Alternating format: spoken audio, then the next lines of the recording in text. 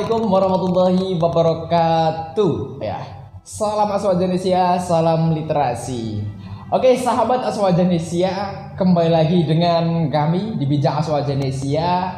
Saya Eki selaku moderator dan juga beliau narasumbernya Bapak Abidullah Ibda, penulis buku Stop Pacaran Ayo Nikah dan Stop Nikah Ayo Pacaran.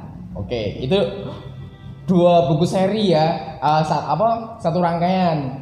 Yang pertama Stop Nikah Ayo Pacaran, yang kedua Stop Pacaran Ayo Nikah, yang kedua adalah Stop Nikah Ayo Pacaran. Nah, silakan sahabat Aswajanesia bisa dibaca apa sih isinya. Judulnya kan udah menarik. Oke, tapi kali ini kita bukan membahas masalah buku tersebut, kita akan membahas masalah zina di bulan suci Ramadan, gitu ya. Hubungan intim. Maaf, hubungan intim. Ya, hubungan intim di bulan suci Ramadan ini seperti apa sih hukumnya? Nah, itu akan dikupas langsung oleh beliau Bapak Abidullah Ibda, gitu ya. Oke, kita langsung tanyakan.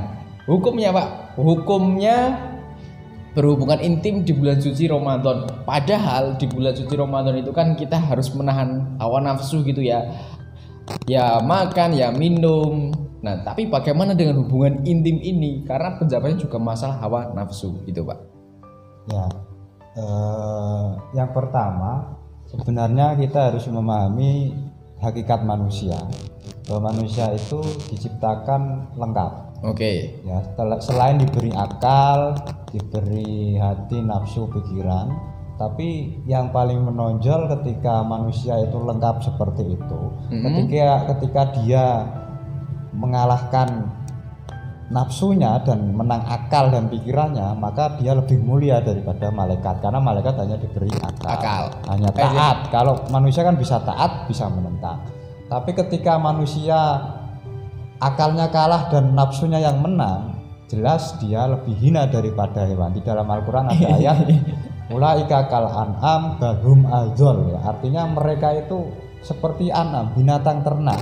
Bahum adzol, bahkan lebih hina daripada hewan itu sendiri. Artinya hakikat manusia itu memang diberi sesuatu atau piranti yang lengkap oleh Tuhan, dan kita harus menggunakan sesuai porsinya. Nah, di dalam konteks berhubungan badan atau intim atau hubungan seks, ini kan juga bagian dari kebutuhan biologis. Oke. Sama seperti hewan butuh kawin, butuh hubungan intim. Tetapi bagaimana ketika itu di waktu bulan suci Ramadan yang harusnya diisi dengan kegiatan yang memang lebih arahnya ke ibadah, mau mahdoh maupun muamalah. Nah, pertanyaannya bisa kita jelaskan. Satu, kalau itu dilakukan pasangan yang di luar nikah, jelas haram ya. Mau Ramadan mau tidak Ramadan ya pokoknya haram, nggak boleh, jelas ayatnya. Dekat-dekat aja nggak boleh kan, malah terproduksi. Iya. Nah, kemudian kalau itu bagaimana sih ketika dilakukan oleh pasangan suami istri yang memang halal karena itu ibadah gitu.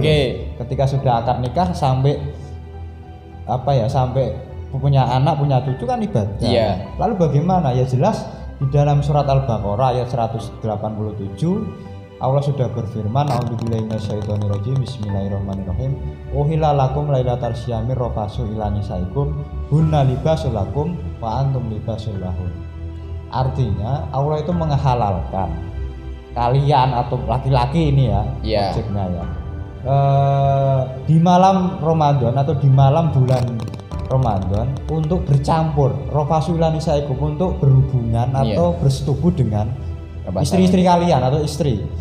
Nah, tetapi ada sambungannya, huna libasul lakum, mereka adalah pakaian bagi kita, wa antum, dan kita laki-laki libasul lahun, pakaian bagi mereka. Artinya ini jelas bahwa di siang hari ketika kita puasa, aktivitas nafsu di atas perut itu lockdown.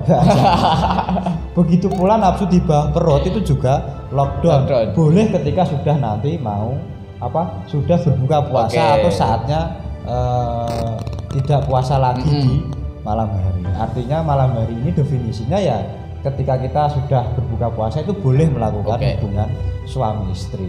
Tetapi namanya godaan setan itu kan semakin pasti ya, berat gitu ya. Meskipun ada dalil yang mengatakan kalau Ramadan itu setan dibelenggu, tetapi nyatanya nafsu konsumtif kita itu merajalela. Saya kira termasuk nafsu di bawah perut gitu loh. Apalagi ya sudah punya suami, punya istri juga. Artinya ini menjadi istilahnya apa ya? Tantangan tersendiri bagi pasangan suami istri yang sudah menikah, apalagi berkumpul dalam satu rumah. Apalagi hari ini kita dengan lockdown, kegiatan di rumah saja itu ketika bersinggungan dengan istri juga bermasalah gitu loh. Ya artinya godaannya semakin berat. Nah makanya ya saya kira untuk mencegahnya ya mending membaca Al-Quran, kemudian membaca buku, kitab. Kalau tidak bisa ya tidur aja gitu. Tidur itu lebih baik daripada kita bercengkrama dengan istri yang memang menimbulkan nafsu syahwat, terutama nanti malah mendorong kita melakukan hubungan itu, karena hukumannya juga jelas, 1000 kali akan dibalas ataupun dosanya itu lipat 1000 kali. Dan kalau kita mampu mencegahnya sampai 30 hari genap atau 29 hari Ramadan, maka kita menjadi insan yang muttaqin, karena tujuan berpuasa itu ya la'allakum tattaqun itu. Artinya puasa ini menjadi kawah candra di muka, tidak hanya soal menghindari makanan dan minuman, tapi juga nafsu di bawah perut. Artinya ini bergantung bagaimana kita mengelola memanajemen nafsu, karena setiap nafsu itu ketika dibiarkan itu merajalela kayak api. Tetapi ketika kita mampu membungkamnya, melockdown nafsu bawah perut, saya kira bisa. Wong nyatanya kita tidak bisa kemana-mana saat Ramadan bisa. Kalau hanya soal nafsu di bawah perut, kenapa nggak bisa? Apalagi itu urusan kita sendiri, urusan pribadi. Nah jawabannya sebenarnya pada diri sendiri, tidak orang lain. Apalagi soal nafsu, prinsip itu kan, yang kuat harus. Nafsu itu datangnya tidak terkontrol, kapan saja di mana saja. Bahkan kalau kita keluar melihat cewek cantik, aduh tergoda gitu loh. Makanya ya lirikanya tajam. Kembali ke diri sendiri. Saya sih juga ya wajar manusia melihat cewek cantik, siapa yang tidak tergoda. Tetapi untuk mendekati dia sweet atau bahkan menjawilnya ya kita punya prinsip gitu loh. Kalau tergoda, siapa yang tidak tergoda? Berarti tidak normal gitu loh. Tapi soal kesana atau kita melakukan hubungan dan dilanggar agama, kita punya prinsip kan gitu. Jadi itu sih kira-kira jelas ya. Boleh di malam hari, kita lockdown di siang hari. Kira-kira itu. Sahabat-sahabat Indonesia, tadi udah sangat jelas sekali terkait masalah hubungan intim di bulan suci Ramadan. Ya, selama siang hari, pagi hari mulai sahur sampai dengan nanti kita buka puasa ya, semuanya antara nafsu makan dan minum termasuk nafsu jimaknya itu kita tahan terlebih dahulu gitu ya. Nanti dilanjutkan setelah buka puasa, setelah tarawih, nah baru silahkan mau sepuasnya juga boleh gitu, asalkan kuat. Ini Mas Fahri jangan-jangan.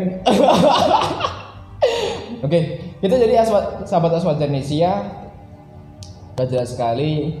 Tentunya semuanya ada koridornya, ada aturan-aturan mainnya terkait dengan masalah hal-hal seperti itu. Cukup sekian pembahasan kali ini. Semoga puasa sahabat Indonesia semua lancar dan dapat diberi kemudahan ya. Bulan suci yang pertama nanti adalah rahmat, maghfirah, bahkan nanti sampai ke minanar. Semoga saja, amin gitu ya. Cukup sekian dari kami. Salam Mas Indonesia, salam literasi. Assalamualaikum warahmatullahi wabarakatuh. Waalaikumsalam.